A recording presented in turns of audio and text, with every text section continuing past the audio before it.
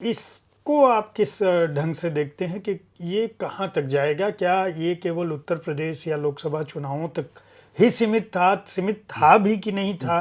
केवल कयास थे राजनीतिक विश्लेषकों के, या वाकई ऐसा कुछ आंतरिक तौर पर चल रहा है और जो बाहर भी आ जा रहा है साहब? मतलब आप कहने का मतलब है कि आरएसएस और बीजेपी के बीच में कोई झगड़ा है क्या? नहीं, आरएसएस बीजेपी के साथ साथ जो बीजेपी के अंदर की, जिसके जो आपने किताब में योगी आदित्यनाथ, अमित शाह, बनारस और आपस की लड़ाई आपस की लड़ाई देखिए, ये तो हर विचारधारा हर पार्टी के अंदर होता है, कोई नई बात नहीं है।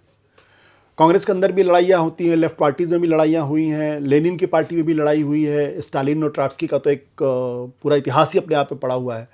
हर पार्टी के अंदर होता है, हर पार्टी के अंदर इस तरीके की वैचारिक लड़ाइयाँ, द्वंद्व, पर्सनल एम्बिशंस, ईगोज चलती रहती हैं। तो मैं इसमें कोई बहुत ज़्यादा वो नहीं देखता हूँ। जो मैंने फोकस किया उत्तर प्रदेश को लेकर, वो क्यों किया? इसलिए फोकस किया क्योंकि उत्तर प्रदेश अपने आप में बहुत आइडियल स्टेट है हिंदुत्व के लिहाज से। नरेंद्र मोदी वहाँ बनारस से चुनाव लड़ते हैं, योगी आदित्यनाथ गोरक्षपीठ से आते हैं मुख्यमंत्री वहाँ पे, दोनों ही आज की तारीख में हिंदुत्व के सबसे बड़े आइकॉन्स हैं।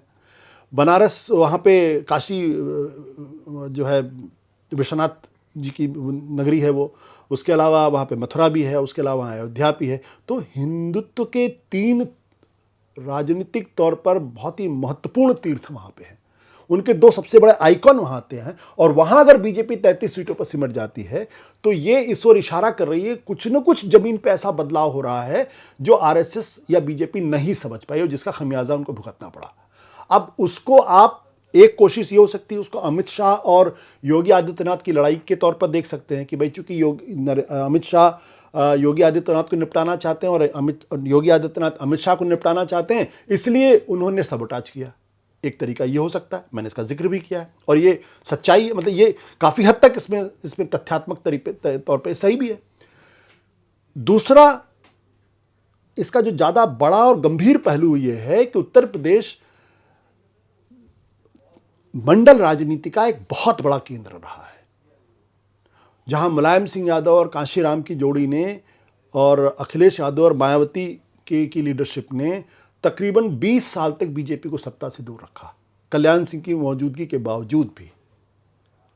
तो जो मैं कहना चाहता हूं, विचारधारा के स्तर पर यह हिंदुत्व की सबसे बड़ी कमजोरी यह है कि वह दलितों और पिछड़ों को यह कन्विंस नहीं कर पाया कि जिस हिंदू एकता की वो बात कर रहे हैं उसमें उनके लिए इंसाफ और न्याय है। उनके साथ जो पुराना अत्याचार हुआ है वो नहीं होगा उनके साथ। ये इनकी सबसे बड़ी फेलियर है। अगर इस कमी को वो पूरा कर ले जाएंगे तो फिर आरएसएस का बहुत लंबा चौड़ा भविष्य है। लेकिन चूंकि वो इंटरनल कॉन्ट्रडिक्शन वो 1 साल के नहीं, हजारों साल के कॉन्ट्रडिक्शंस हैं, इसलिए उस कॉन्ट्रडिक्शंस को, उस अंतर विरोध को मैनेज करना इनके लिए बहुत बहुत मुश्किल काम है। इसके लिए आपको बहुत गांधी जैसा व्यक्तित्व चाहिए, और गांधी भी अंत में उस कॉन्ट्रडिक्शन को नहीं मैनेज कर पाए, जिसकी वजह से गांधी की हत्या हुई। गांधी तो एक ऐसा भारतीय समाज बनाना चाहते थे जिसमें कोई हिंसा ना हो। वह हिंसा के प्रयोग कर रहे थे, सत्य के प्रयोग कर रहे थे, लेकिन उनकी जो मौत हुई वो हिंसा से हुई। तो बहुत बड़ा व्यक्तित्व चाहिए, इसलिए उन्हें उत्तर प्रदेश को चूज किया। और आप देखिए, जहां पर दलित आंदोलन बहुत मजबूत रहा है, महाराष्ट्र, वहां पे भी बीजेपी की हालत खराब हुई लोकसभा के चुनाव में। हालांकि विधानसभा के चुनाव में उन्होंने काफी हद तक अपने आप को रीगेन किया है, लेकिन लोकसभा का चुनाव और राज्यों के चुनाव में जमीन आसमान का फर्क होता है।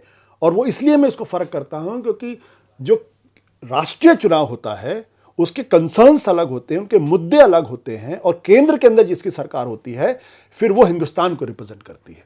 राज्यों के अंदर तो बीजेपी की सरकारें पहले से भी रही हैं, मध्य प्रदेश में रही है, छत्तीसगढ़ में रही है, उत्तर प्रदेश के अंदर सरकार है। तब लोगों के अंदर ये बेचैनी नहीं थी, थोड़ी बहुत बेचैनी थी। ये बेचैनी क्यों हुई जब केंद्र के अंदर बीजेपी की सरकार आई और अपने बल पे सरकार है? ये सारी बेचैनी, सारा डिसरप्शन, सारा जो उथल पुथल है वो तो इस वजह से है। तो राज्यों के चुनाव को केंद्र के चुनाव से अलग करके देखना पड़ेगा हमें। कास्ट सेंसस के आने के बाद क्या लगता है आपको? देखिए, अब जो कास्ट सेंसस के आने के बाद एक बात तो स्पष्ट हो गई कि आप 70% की आबादी को इग्नोर करके पॉलिटिक्स नहीं कर सकते, ना हिंदुत्व को आगे बढ़ा सकते। ये तो बिल्कुल स्पष्ट हो गया, इसीलिए इनको कंसीड करना पड़ा। अब ये आरएसएस और हिंदुत्व किस हद तक सोशल जस्टिस की पॉलिटिक्स को, सामाजिक न्याय की पॉलिटिक्स को हिंदुत्व के आवरण में अडॉप्ट कर, अप्रोप्रिएट कर सकते, ये इस पर निर्भर करता है। इसी पर निर्भर करेगा हिंदुत्व आगे चल के मजबूत होगा या कमजोर होगा। दूसरी और कोई चीज इनको नहीं ये, बल्कि मैं अच्छी तरीके से, आप चूंकि आपने पहली किताब पढ़ी हिंदू राष्ट्र में, उसमें भी मैंने ये कहा था कि दलित आंदोलन ही दरअसल ये जो हिंदुत्व के उभार को के लिए सबसे बड़ी चुनौती होने वाला है। उस वक्त 2019 में मैंने ये बात कही थी।